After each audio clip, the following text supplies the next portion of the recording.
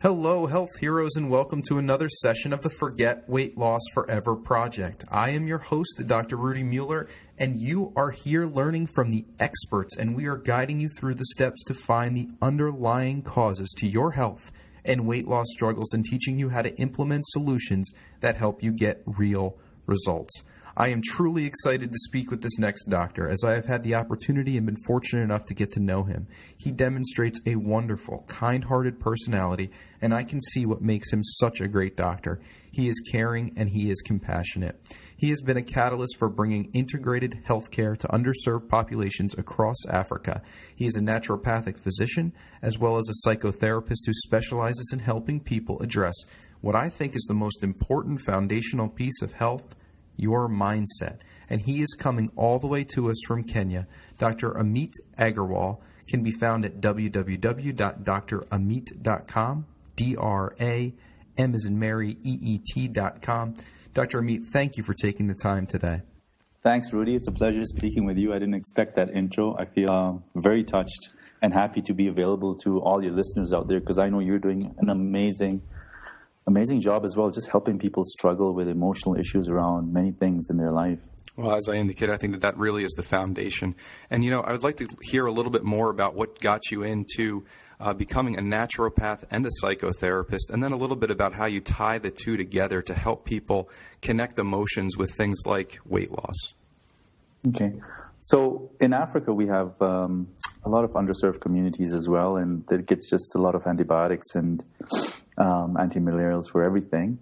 And sometimes they need a bit of a more holistic approach.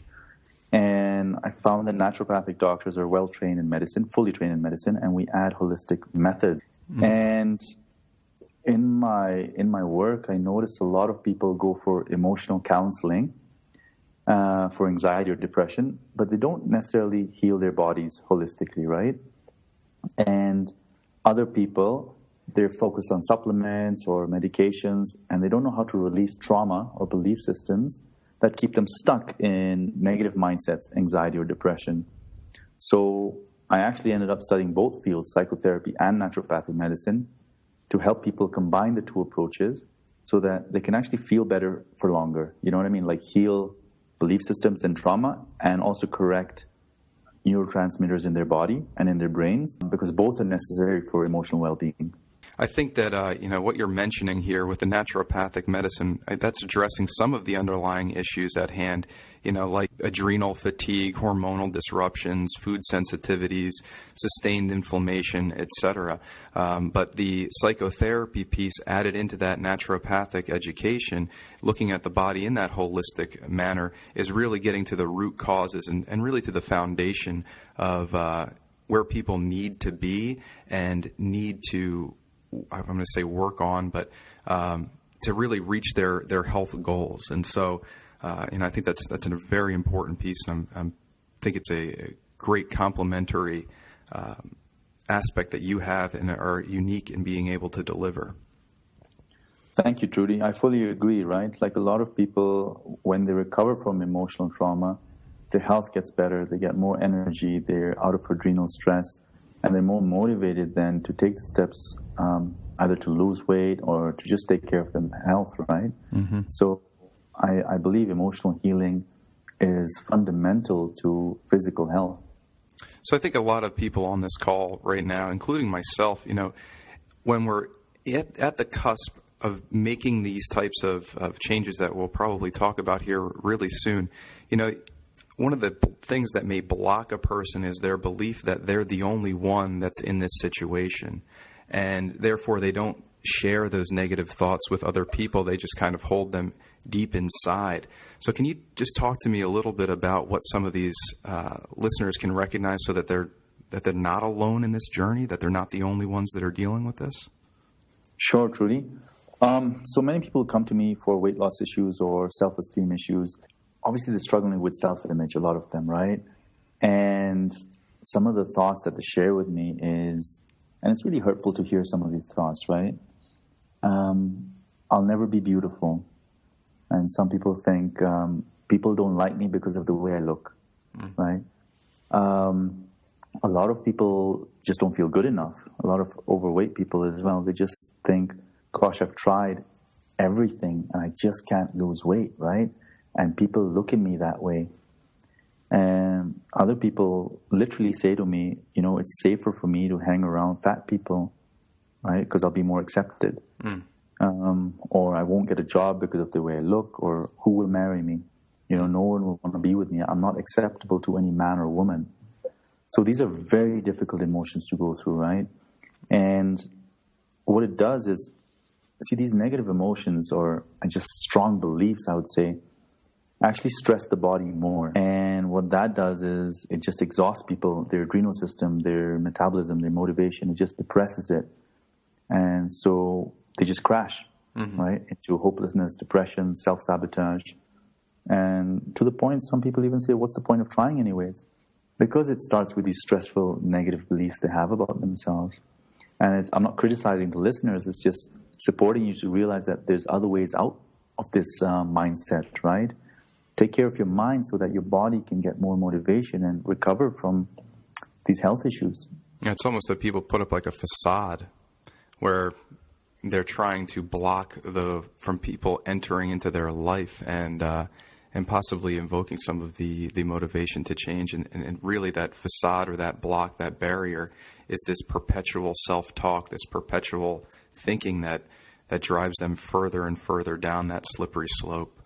It's exhausting, right? And the difficult part of this, sometimes it's self-fulfilling, right?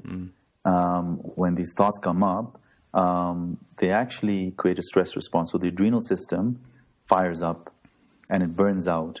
And a lot of people with weight issues have an adrenal imbalance sometimes, yeah? Right.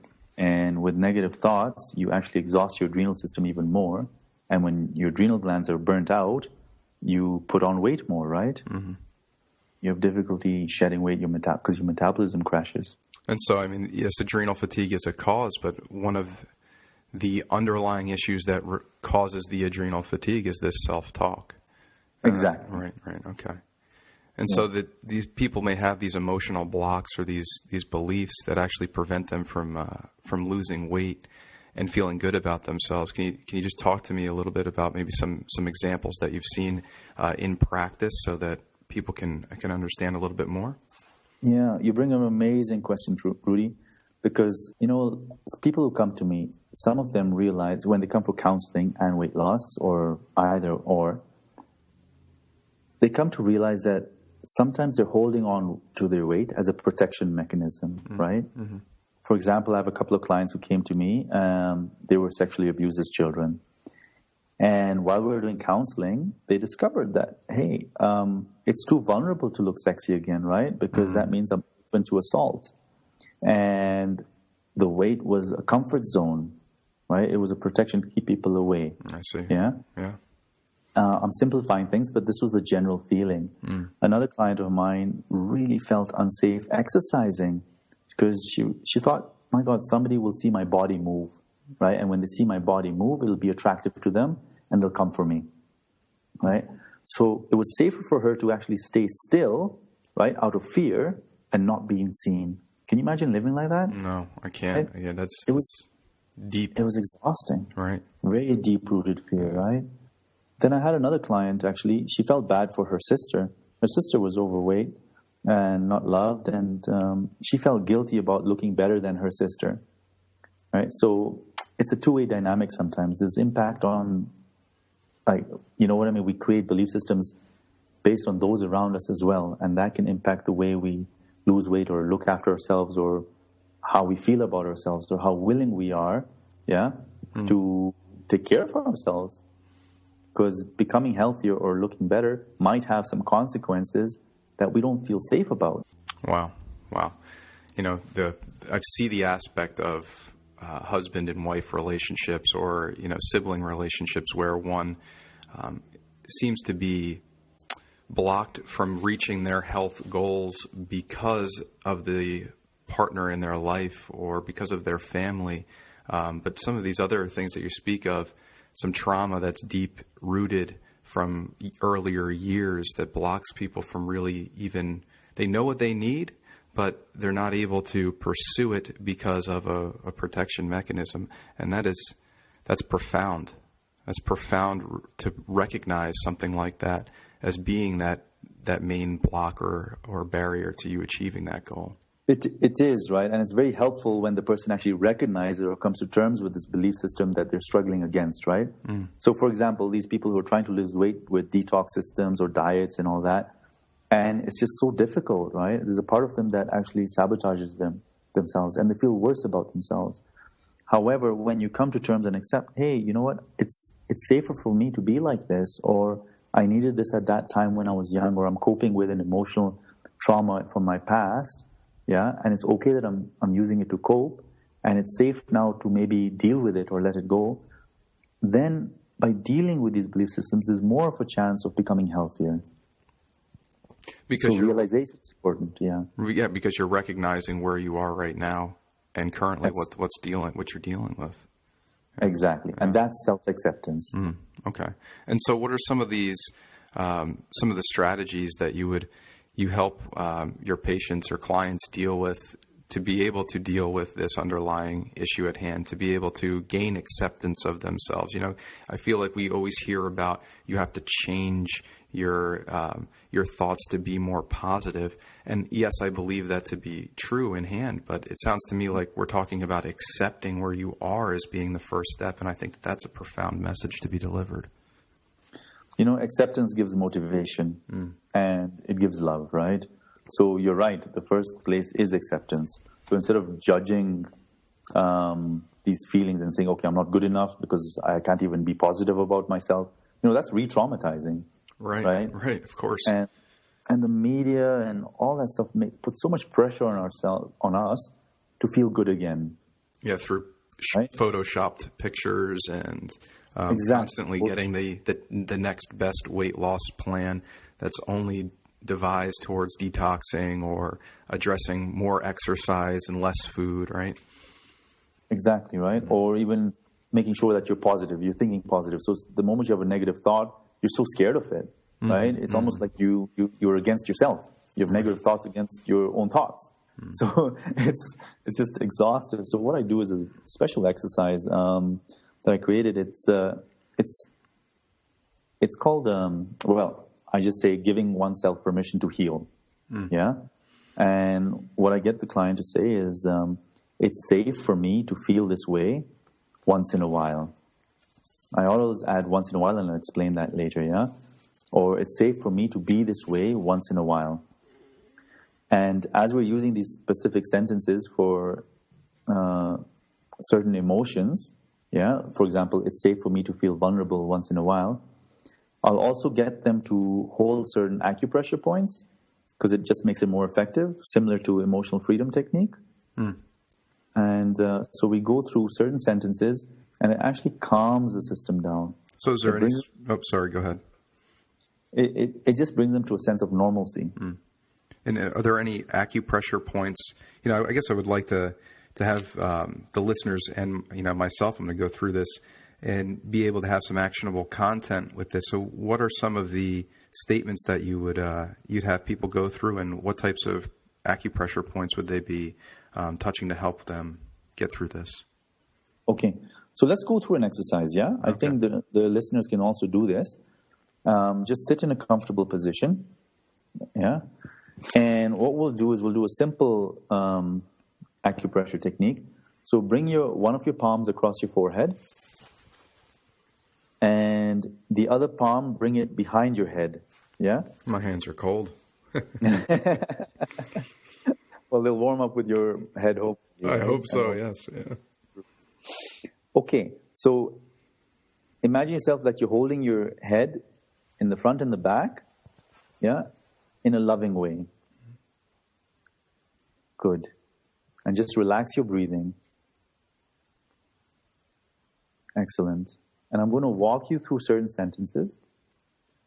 Some of these sentences will create a healing response, and some of them will not resonate. Yeah, and just drop those. It doesn't have to resonate. With the ones that you feel an emotional response, a feeling, a change, then just sit with those changes, those feelings, those thoughts that come up, and continue breathing deeply. Okay, good. So hopefully you're comfortable, and we'll start. Deep breath in and out. You can say this to yourself loudly or whisper it. It's safe for me to feel this way sometimes. And just breathe. And say it again. It's safe for me to feel this way sometimes.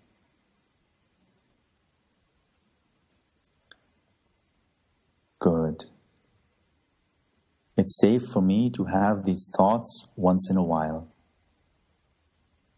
And just breathe. Give permission for all your present thoughts to exist, both positive and what we so-called label as negative. Good. It's safe for me to have these thoughts once in a while. Excellent. Next sentence. Calm your breath and continue. It's safe for me to be anxious about myself once in a while. Excellent. Yeah? And just deep breathe again. It's safe for me to be anxious about myself once in a while. It might fit, it might not. You don't have to force yourself in any way. Just take what's useful from this exercise. Next sentence. It's safe for me to relax once in a while. Good. Take your time here. You don't have to force yourself to relax. Just experience the once in a while. The once in a while is important. So it might not happen. The relaxation might not happen, and that's okay. That's the other part of once in a while. It's safe for me to relax once in a while. Good. Take your time here. It's safe for me to be okay with myself once in a while. And just breathe. It's safe for me to breathe again sometimes. And it's safe for me to give myself permission to get better once in a while. And just swim with the words, the feelings, sensations, whatever comes up. And for those who are struggling sometimes, it's safe for me to be troubled once in a while and recover once in a while. That again. It's safe for me to be troubled once in a while and recover once in a while. The next sentence is about self-image and giving yourself permission to feel good and even maybe sexy sometimes, yeah? So it's pretty simple. It's safe for me to feel sexy with myself once in a while, sometimes, or even always, once in a while. I give myself permission to love myself once in a while, like this sexy person. It's safe for me to give myself this permission once in a while. Good. It's safe for me to leave the habits of my parents once in a while. So this is about belonging to a tribe, yes? You might get stuck in the sense that you have to belong to the way your family is doing things. That's the primitive part of our brain saying we have to follow the group. So now I'd like you to really harness your own willpower and just say, it's safe for me to leave the habits of my parents and my family once in a while for the highest good of myself and all concerned. Good. Just a couple of more before we come to a close. It's safe for me to forgive myself once in a while. And just breathe. It's safe for me to forgive myself once in a while. So if you're blaming yourself for being overweight or not good enough, it's safe for me to forgive myself once in a while. This allows some self-value to return, especially to the lower chakras of the body. And this heals the adrenal system, gives more motivation and willpower. Next one.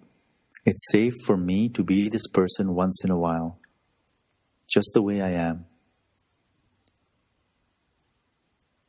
And it's safe for me to let go of some of the rejection I feel towards myself sometimes.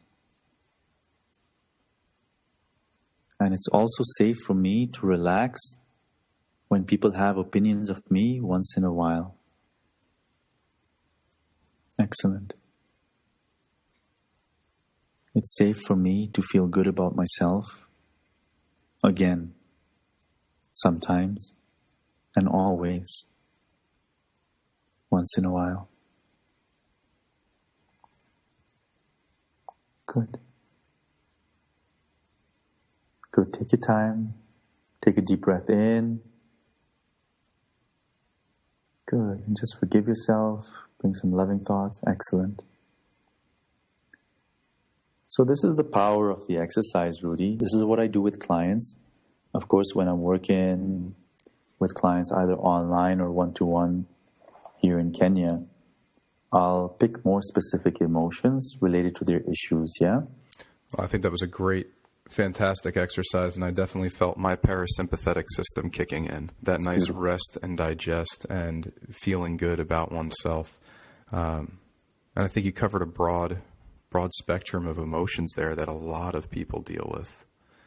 Yeah. And it's a great exercise. I really appreciate it. Some of the things that I noticed as you went through that was, you're always starting off with, it's safe for me. It's safe for me. So just talk to me a little bit about why that's such an important component in this. Okay. We automatically resist suggestions, given to us, especially when they contradict our belief systems. And when the brain, the limbic brain, the unconscious brain believes certain words we say, however, it will always also resist at the same time. So when you say it's safe, you're opening up a doorway to do something different. Yeah? And not forcing yourself.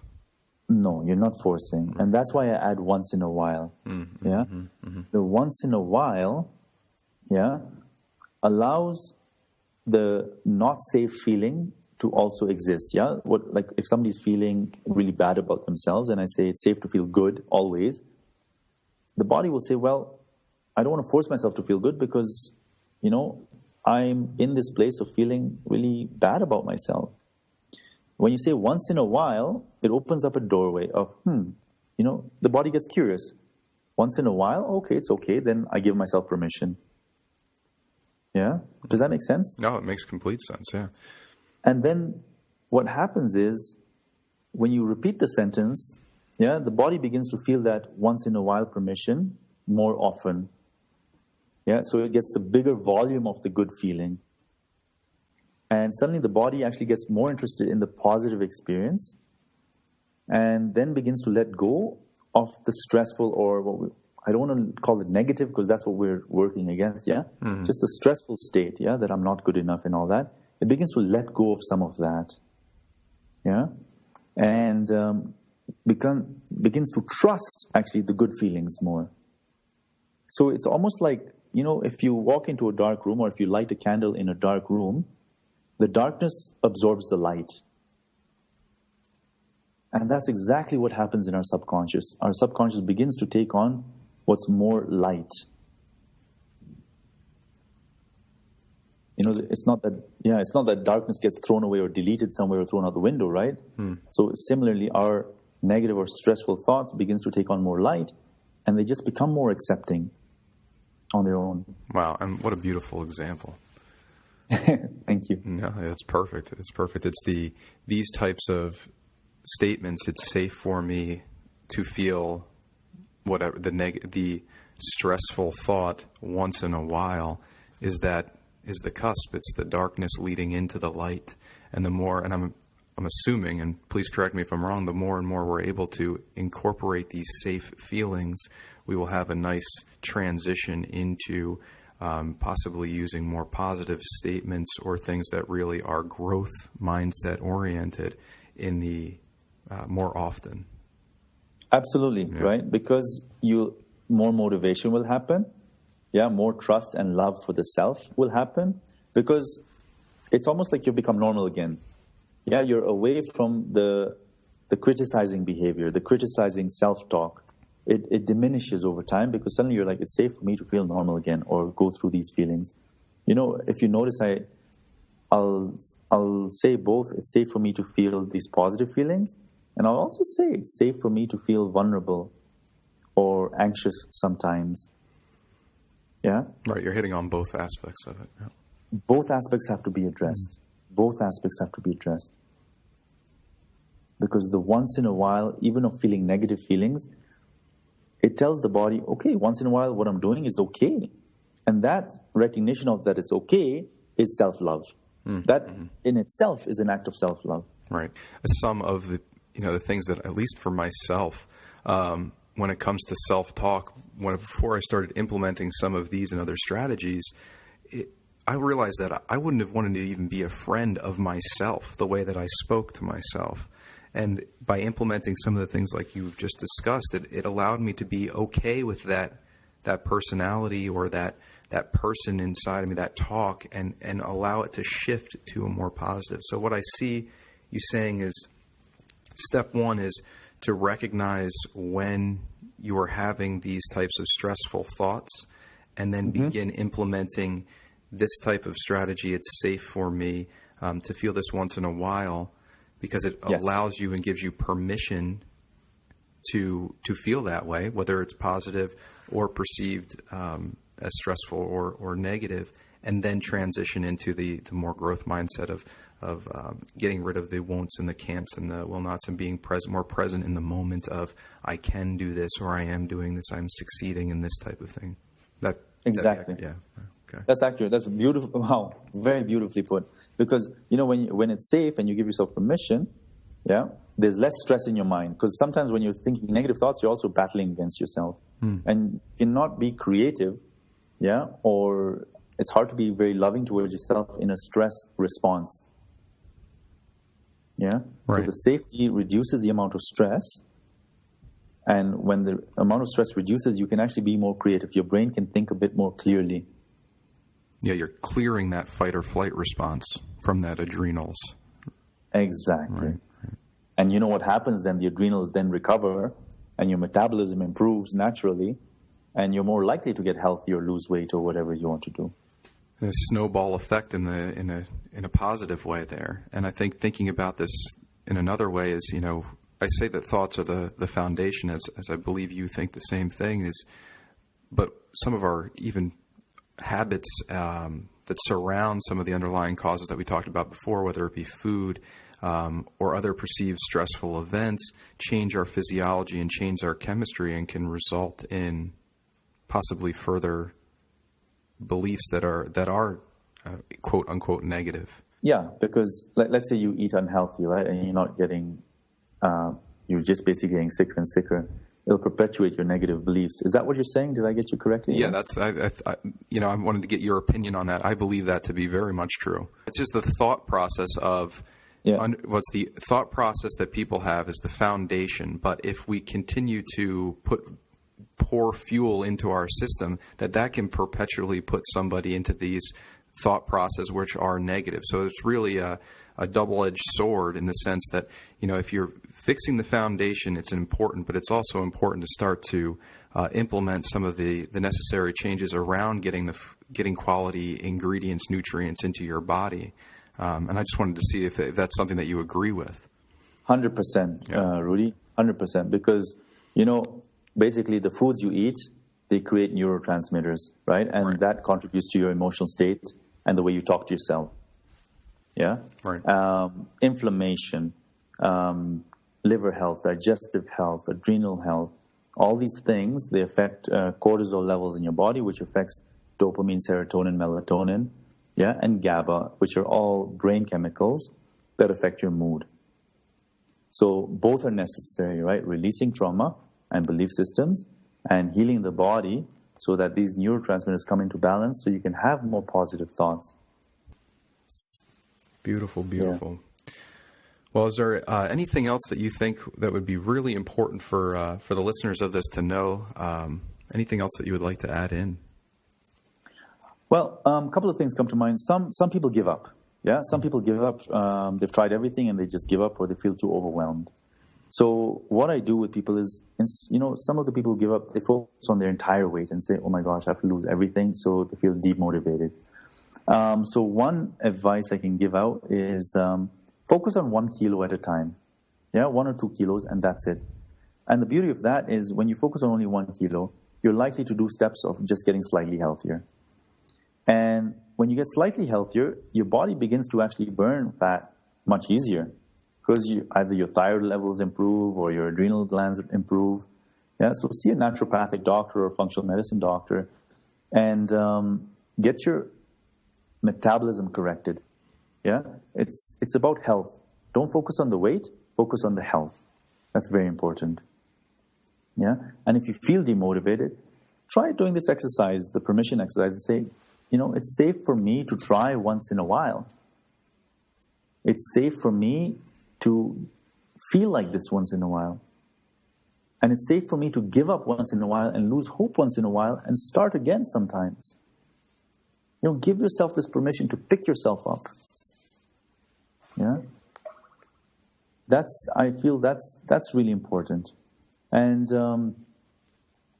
other people, it's hard for them to get healthy or to exercise because they don't feel motivated. Yeah, it's too uncomfortable to exercise when you're overweight. Maybe it's too much pain or it's just too much effort. So focus on metabolism, focus on health. And this is what I talk about in my book, right, is how to release trauma and heal the body at the same time. So that would be my message, my last message. Well, I think that, you bring up some fantastic points. And with this exercise, it's not only something to incorporate in the situation where you recognize that the thought is bringing you down an unhealthy pathway, but I think it could be something that a person could incorporate every morning or in the evening. When you're giving this prescription or having people go through this exercise, what's the frequency at which you have them go through these different statements? Okay. I would say at least twice a day. Okay. I would say first thing in the morning and first thing in the evening. Just before going to bed. Yeah? Because in the morning when you wake up, you have some people, if they're anxious or they've been through trauma, they have a stress response because the body's preparing them for danger. Mm. And so sit up in bed and do this exercise. And also think about what went well for you the previous day. Yeah? And even when you're having a stress response during the day or feeling negative about yourself and you have a quiet moment, spend 5 minutes there. They say the frequency of meditation, this is like a meditation, when you do meditation more frequently during the day, it's more effective than doing a long meditation only once a day. So the more frequent you do this exercise, the more permission you're giving your brain to rewire itself, what we call neuroplasticity, right? So there's actually a permanent effect on your belief systems by doing this exercise. So I would say minimum twice a day and do it as frequently as you can remember.